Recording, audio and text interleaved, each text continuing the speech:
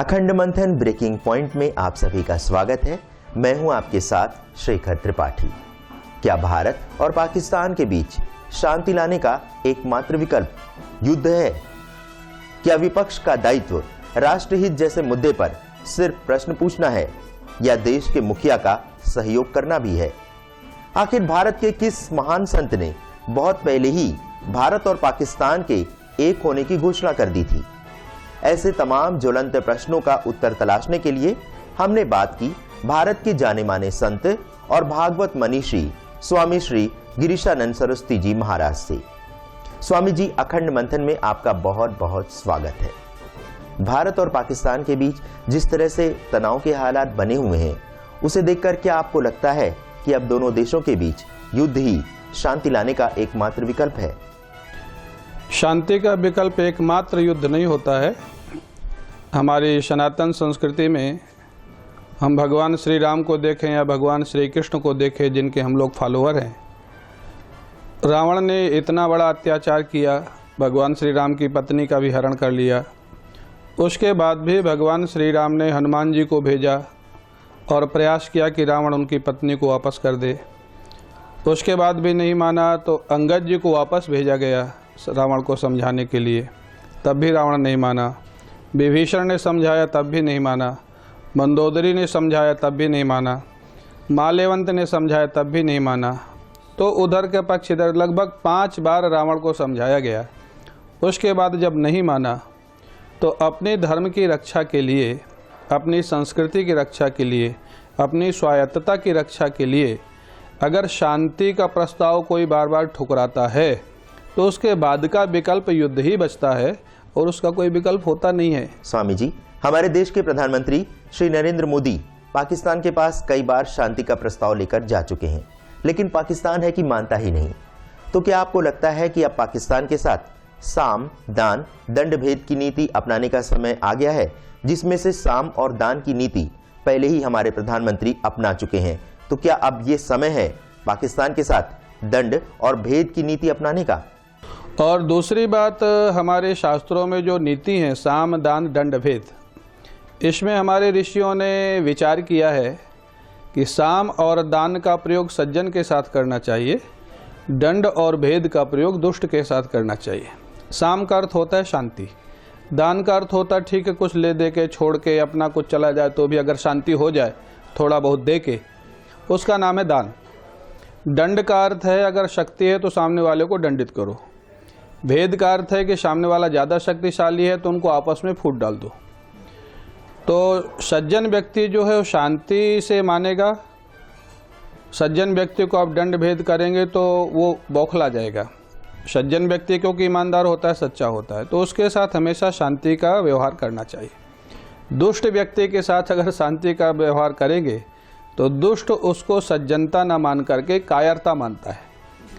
वो सोचता है कि इनकी कोई कमजोरी है इसलिए बार बार हमारे सामने झुक रहे हैं, बार बार हमसे प्रस्ताव कर रहे हैं, बार बार शांति की वार्ता कर रहे हैं। तो ऐसी मानसिकता का जो व्यक्ति है वो व्यक्ति कभी भी शांति की भाषा को नहीं समझता है।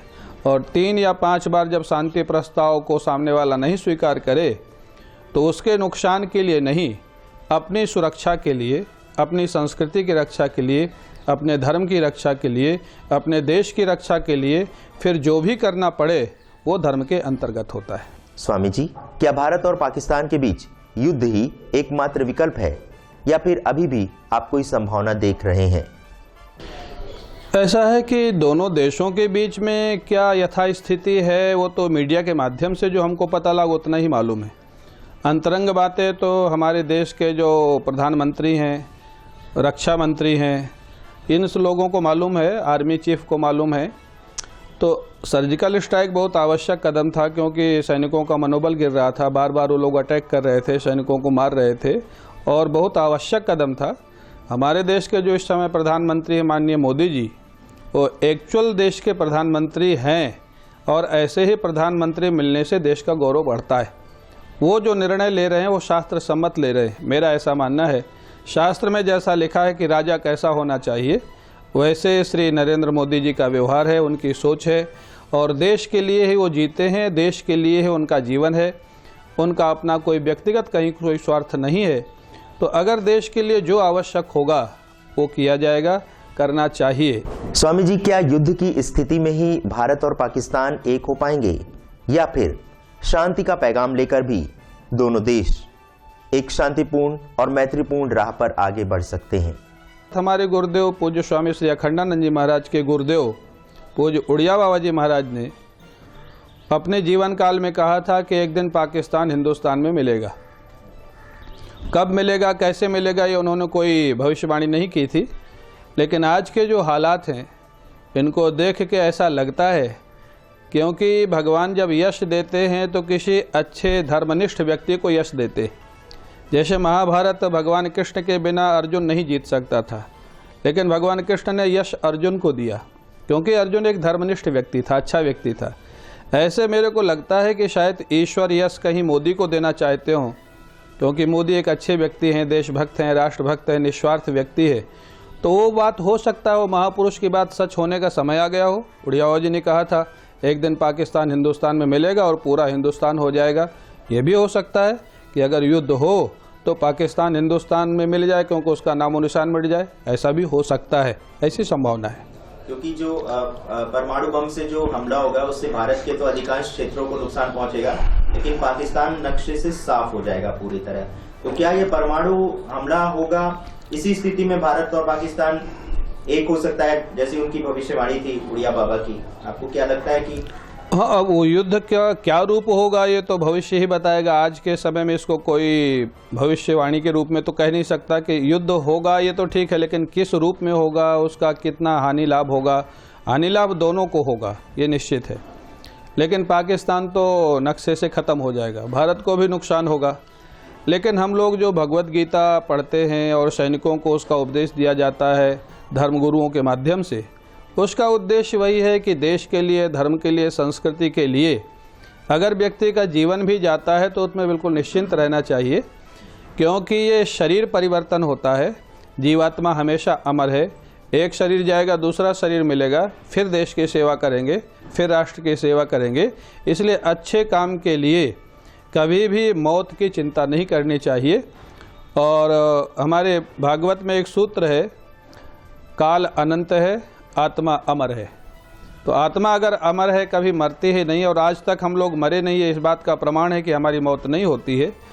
वासांश जीर्णानि यथा विहाय नवान गृह्णात नरो प्राणी, भगवद गीता में भगवान कृष्ण ने अर्जुन को यही कहा है। तो अगर मौत नहीं होती है तो किसी भी अच्छे काम के लिए मौत से हमको नहीं डरना चाहिए। अगर उसमें भी कुछ नुकसान होता है वो होगा ही। महाभारत में भी अगर कौरव साफ हो गए तो पांडवों के पक्ष के भी बहुत लोग मारे गए।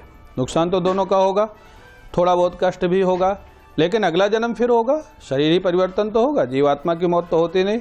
इसलिए उस बात को लेकर के कभी पीछे नहीं हटना चाहिए, और नहीं तो कहीं ऐसा ना हो जाए कि हम लोग यही सोचते सोचते रह जाएं और दुश्मन हमारे ऊपर उल्टा अटैक करके ज़्यादा नुकसान कर दे, ये भी हो सकता है। स्वामी जी, क्या राष्ट्रहित और देशहित जैसे मुद्दे पर विपक्ष का सबूत मांगना जायज़ है?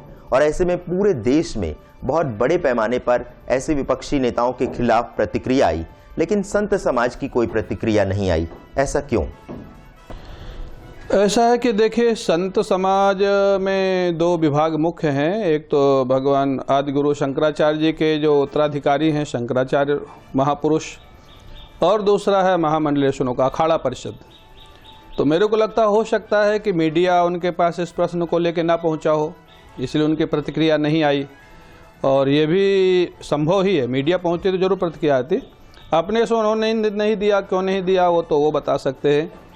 लेकिन देश के ऊपर जब भी आपत्ति आती, जितने अच्छे महापुरुष हुए हैं सब ने अपनी अपनी प्रतिक्रिया दी है, अपने अपने विचार दिए हैं, और देना चाहिए।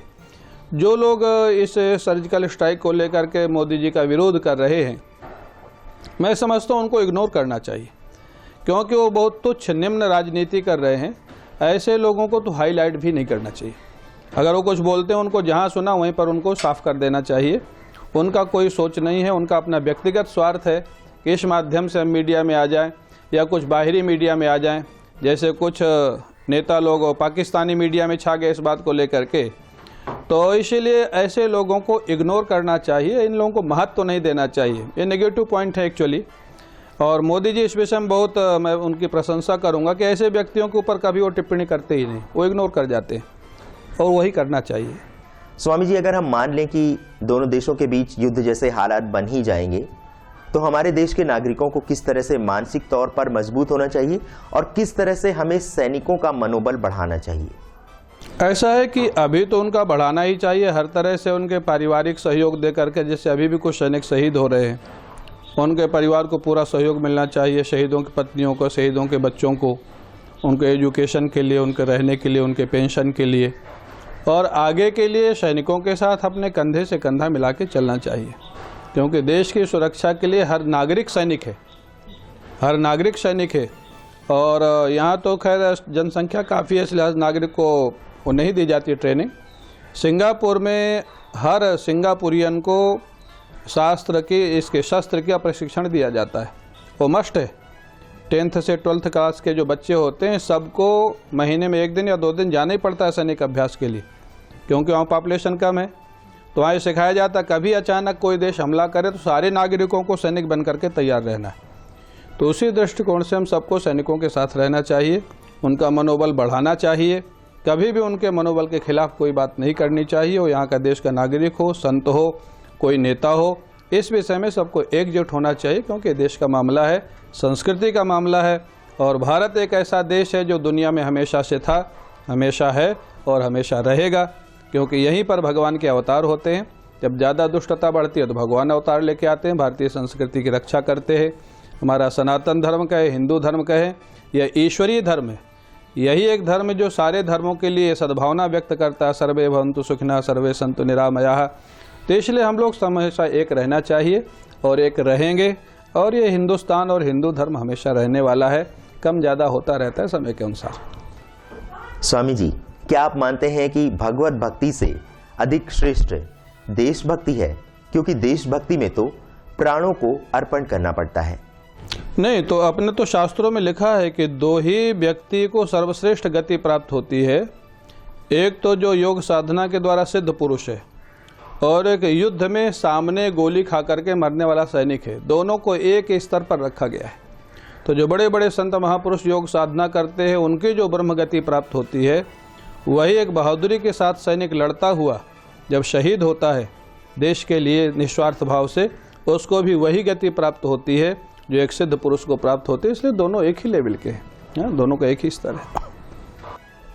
स्वामी जी, हमारे देश के नागरिकों को हमारे प्रधानमंत्री से इतनी उम्मीदें नजर आ रही हैं कि वो हर एक छोटी बड़ी बात के लिए प्रधानमंत्री को जिम्मेदार ठहरा देते हैं।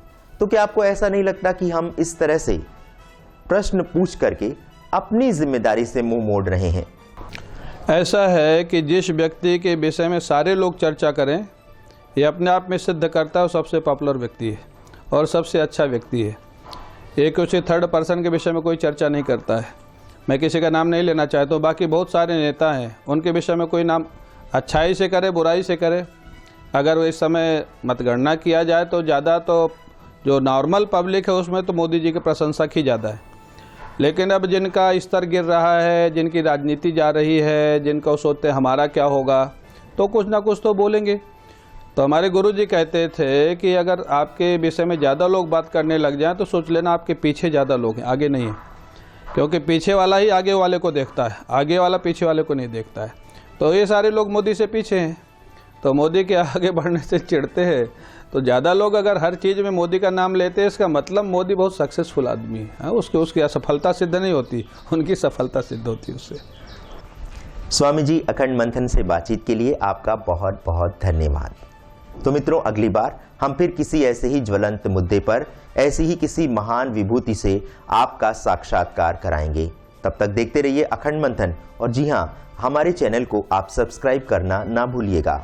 तो देखते रहिए अखंड मंथन और जुड़े रहिए हमारे साथ। अगली बार फिर मिलेंगे, तब तक के लिए नमस्कार।